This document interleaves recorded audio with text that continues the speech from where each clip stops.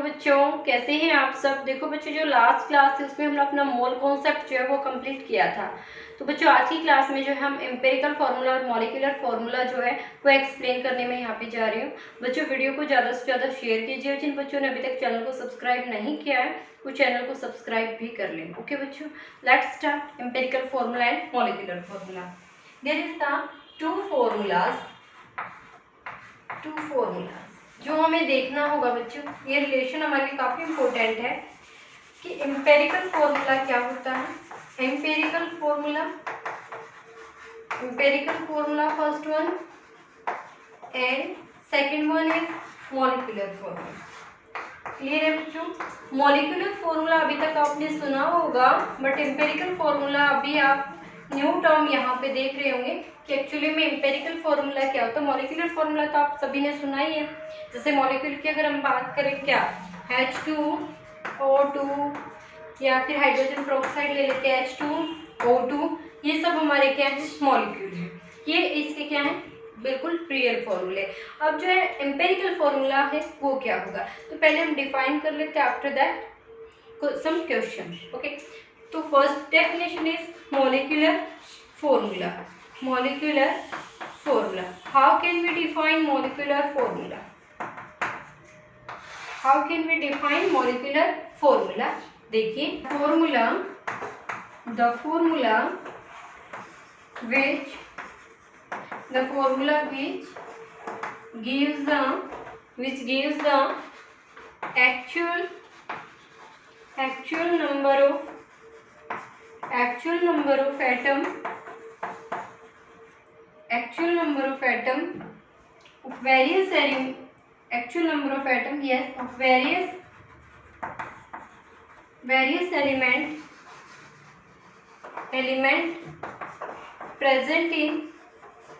present in molecule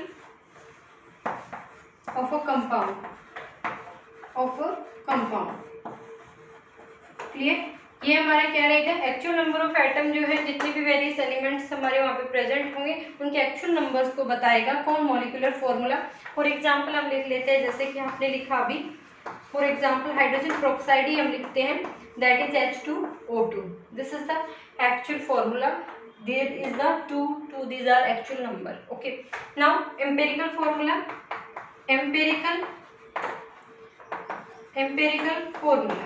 empirical formula को बच्चे हम कैसे डिफाइन करेंगे। The formula which gives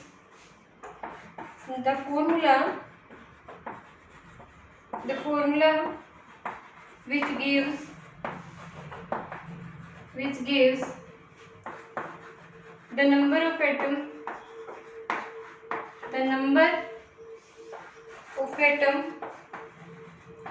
in a simple whole number ratio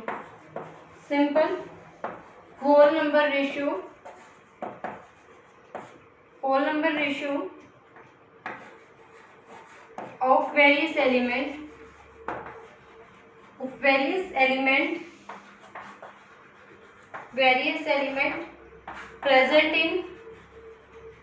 present in molecule। Clear, molecule of any compound. जैसे देखो हमने बोला सिंपल होल नंबर रेशियो। अभी आपने H2O2 को ऐसे लिखा बच्चों, ये तो क्या हुआ, इसका मॉलिक्यूलर फॉर्मूला। क्या हुआ बच्चों, ये मॉलिक्यूलर फॉर्मूला हुआ।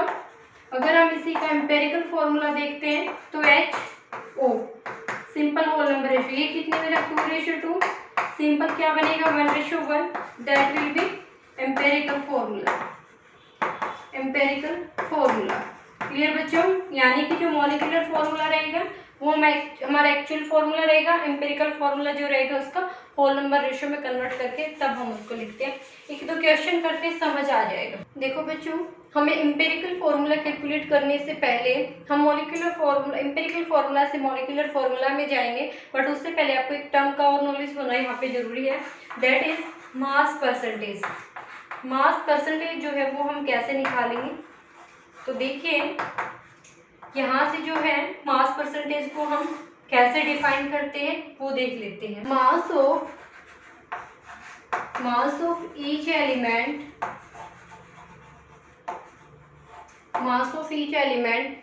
expressed in percentage of total mass ये हमें कैलकुलेट करना है बच्चों। देखो मास परसेंटेज निकाल लेते हैं फॉर्मूले में, वहां से आपको पता लग जाएगा कि मास परसेंटेज निकालेंगे कैसे।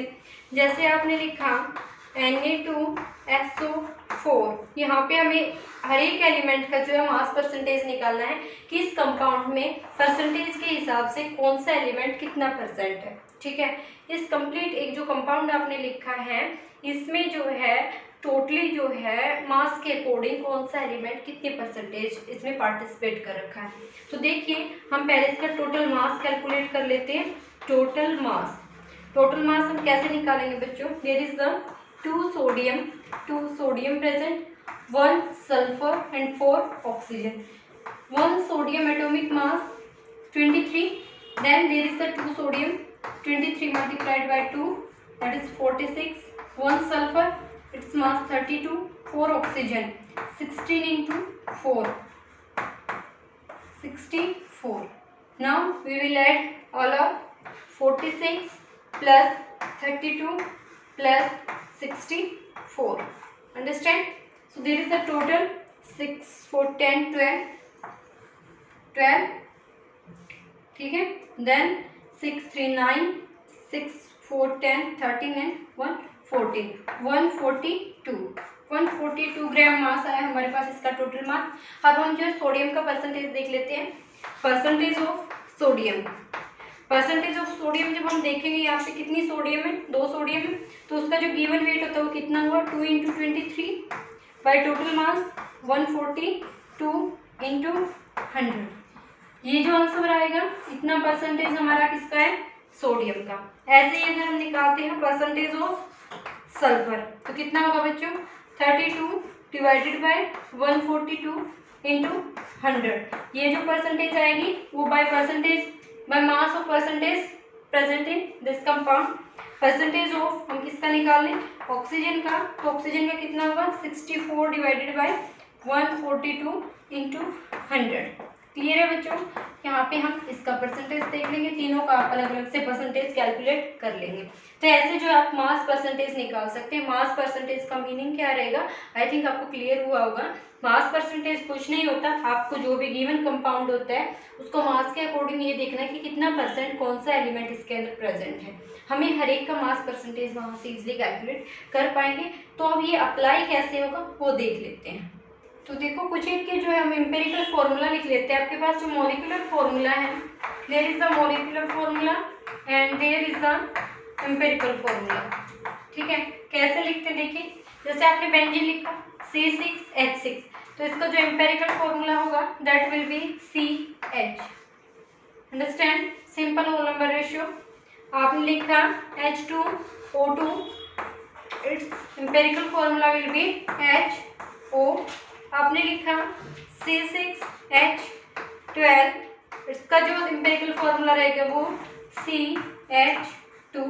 अंडरस्टैंड? नाउ B3H6, इसका जो एम्पेरिकल फॉर्मूला रहेगा that will B BH6। Okay बच्चों, H2 नॉट 6। ठीक है, इस टाइप से जो है ये आपके मॉलिक्यूलर फॉर्मूला है। ये हमने क्या लिखे इनके? Empirical formula. एम्पेरिकल फॉर्मूला हमने किस में लिखे? सिंपल होल नंबर रेशियो में। जिसका सिंपल होल नंबर रेशियो ना बन पाए उसका आप एज इट इज लिख दीजिए, उसकी कोई प्रॉब्लम नहीं आएगी। ठीक है, तो देखो Na2CO3 हमने लिया, इसका सिंपल होल नंबर रेशियो नहीं जा सकता तो हम इसको एज इट इज लिख देंगे Na2CO3। क्लियर है बच्चों? तो देखो अगर हम यहाँ से रिलेशन देखते हैं molecular formula and empirical formula, तो जो मॉलिक्यूलर फॉर्मूला होगा, molecular formula will be equal to N into empirical formula. Clear है बच्चों? N हमारा जो क्या हो सकता है? 1 भी हो सकता है, 2 भी, 3 भी, 4 भी एंड सो ऑन, ऐसे हो सकता है बच्चों। तो देख लीजिए, अगर आपने यहाँ पे लिखा था क्या 6 कॉमन लिया था आपने, तो मॉलिक्यूलर फॉर्मूला जो था वो क्या था, C6H6, ठीक है। यहाँ पे n की वैल्यू 6 आई, इंटू में अंदर आपका क्या आ गया, CH, ठीक है। जब इसको मल्टीप्लाई किया तो हमारा किसके इक्वल आ गया, मॉलिक्यूलर फॉर्मूला के, ये देख सकते हैं, ठीक है। तो जो जनरल फॉर्मूला रहेगा हमारा वो ये रहेगा, molecular formula is equal to n into empirical formula.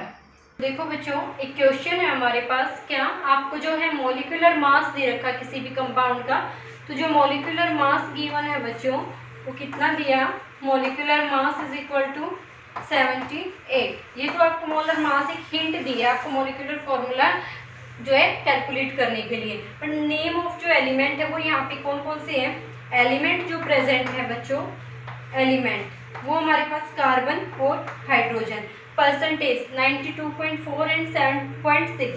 अब देखो 100 में से हम ये मान लें कि टोटल जो सैंपल है वो हमारा 100 ग्राम का है, ठीक है। उसमें से 92.4 ग्राम तो दे दिया क्या, कार्बन, और जो है 7.6 ग्राम हमें क्या दे दिया, हाइड्रोजन, ठीक है। तो हम इनको क्या मान सकते हैं, गिवन वेट, ये जो परसेंटेज है इसको हम गिवन वेट मान लेते हैं।